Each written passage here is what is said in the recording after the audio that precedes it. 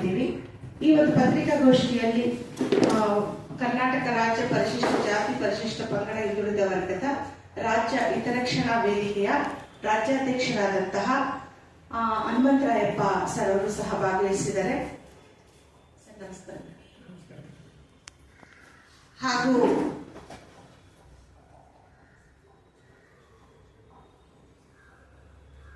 ರಾಜ್ಯ ನಾಯಕರಾದಂತಹ ಲೋಕೇಶ್ ಚಂದ್ರ ಸರ್ ಅವರು ದಲಿತ ಶೋಷಿತ ರಕ್ಷಣಾ ವೇದಿಕೆಯ ಸಂಘಟನೆಯ ಮೂಲಕ ಅವರು ಸಹ ಭಾಗವಹಿಸಿದ್ದಾರೆ. ಬೌದ್ಧ ಮಹಾಸಭಾ ಸಂಘಟನೆಯ ಪದಾಧಿಕಾರಿಗಳಾದಂತಹ ಉಪಾಧ್ಯಕ್ಷರಾದಂತಹ ಲತಾ ಅವರು ಸಹ ನಮ್ಮೊಂದಿಗಿದ್ದಾರೆ.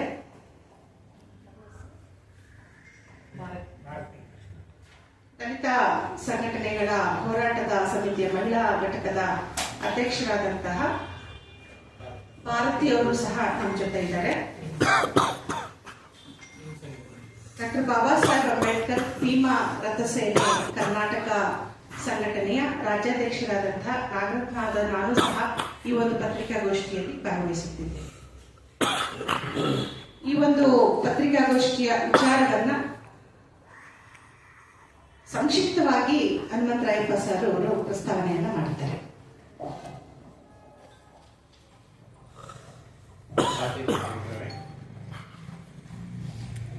ಕರ್ನಾಟಕ ಪರಿಜಾತಿ ಪರಿಶಿಷ್ಟ ಪಂಗಡ ಹಿಂದುಳಿದ ವರ್ಗ ರೈತರ ಹಿತರಕ್ಷಣಾ ಸಮಿತಿ ವತಿಯಿಂದ ಈ ವರ್ಗದ ಜನರಿಗೆ ಕಂದಾಯ ಇಲಾಖೆಯಲ್ಲಿ ಆಗುತ್ತಿರುವ ತೊಂದರೆಗಳು ಮತ್ತು ಕ್ರಮಗಳ ಕುರಿತು ಸರ್ಕಾರದ ಗಮನ ಹರಿಸಬೇಕು ಅಂತ ಹೇಳಿ ನಾವು ಈ ಪತ್ರಿಕಾ ಮಾಧ್ಯಮವನ್ನು ಕರೆದಿದ್ದೀವಿ.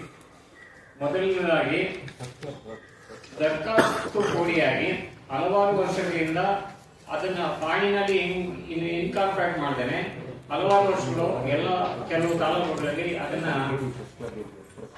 ಅನುಪಾಲನೆ ಮಾಡಿದ್ರೆ ವಿಳಂಬ ಮಾಡ್ತಾರೆ. 3-4 ವರ್ಷ 5 ವರ್ಷ ಹಾಗೆ ಪೆಂಡಿಂಗ್ ಇದ್ದಾರೆ. ಇದನ್ನ ಸರ್ಕಾರದವರು ಇಂಥ ಅಧಿಕಾರಿಗಳ ವಿರುದ್ಧ ಕ್ರಮ ತಗೋಬೇಕು ಅಂತೇಳಿ ನಾವು ಸರ್ಕಾರವನ್ನು ಒತ್ತಾಯ ಮಾಡ್ತಾ ಇದ್ದೇವೆ. DDLR ಕಚೇರಿಯಿಂದ ತಹಶೀಲ್ದಾರ್ ಹೋಗುತ್ತೆ, ತಹಶೀಲ್ದಾರ್ ಕಚೇರಿಯಿಂದ ಮತ್ತೆ ಏನೆಲ್ಲ ಇದೇ ಇದನ್ನ ಮಾಡಿಕೊಂಡು ಅದ್ರ ಕ್ರಮ ಏನ್ ತಗೋಬೇಕು ಅನ್ನೋದ್ರ ಬಗ್ಗೆ ಅದು ಅವಾಗೆ ಮನವರಿಕೆ ಆಗ್ತದೆ, ಹಂಗೆ ಪೆಂಡಿಂಗ್ ಇದೆ. ಸೊ ಇದನ್ನ ಸರ್ಕಾರ ಕೂಡಲೇ ಇದನ್ನ ಪೋಲಿ ಮಾಡಿಸ್ಕೊಳ್ಳೋದೇ ಒಂದು ದೊಡ್ಡ ಕಷ್ಟ. ಪೋಲಿಯಾಗಿ 10-15-20 ವರ್ಷ ಆದ್ರೂ ಕೂಡ ಅದನ್ನ ಪಾಣಿನಲ್ಲಿ ತರದಲೇನೆ ಉದ್ದೇಶಪೂರ್ವಕವಾಗಿ ವಿಳಂಬ ಮಾಡ್ತಾ ಇದ್ದಾರೆ. ಇದೊಂದು ಪಾಯಿಂಟ್.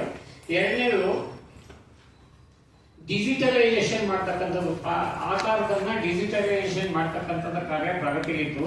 ಅದು ಖಾಸಗಿಯವರಿಗೆ ಕೊಟ್ಟು ಖಾಸಗಿ ನಂತರ ಅದು ಹಂಗೆ ಮಾಡೋಕ್ಕಾಗದೆ ಸ್ಥಗಿತ ಮಾಡ್ತು. ನಂತರ ಸರ್ಕಾರ ಏನ್ ಮಾಡ್ತು, ಹೊಸದಾಗಿ ಇಲಾಖೆನಲ್ಲೇ ಪ್ರಾರಂಭ ಮಾಡಿದೆ. ಪ್ರಾರಂಭ ಮಾಡಿದಂತ ಸಮಯದಲ್ಲಿ ಅದಿನ್ನು ಪೂರ್ಣಗೊಂಡಿಲ್ಲ. ಅಪೂರ್ಣಗೊಂಡೇ ಇರೋದ್ರಿಂದ ರೈತರು ವಿಭಾಗ ಮಾಡ್ಕೊಳ್ಳೋದಾಗಲಿ ದಾನ ಕ್ರಯ ವಗೈರೆ ಮಾಡ್ಕೊಳ್ಳೋದಕ್ಕೆ ಸಮಸ್ಯೆ ಆಗಿದೆ. ಇದನ್ನ ಕೂಡಲೇ ಸರ್ಕಾರಗಳು ಇದನ್ನ ಡಿಜಿಟಲೈಸೇಷನ್ ಏನು ಆಕಾರವನ್ನು ತಿದ್ದುಪಡಿಗಳು ಮಾಡೋಂಥದ್ದನ್ನು ಕೂಡ ಮಾಡಬೇಕಾಗಿದೆ.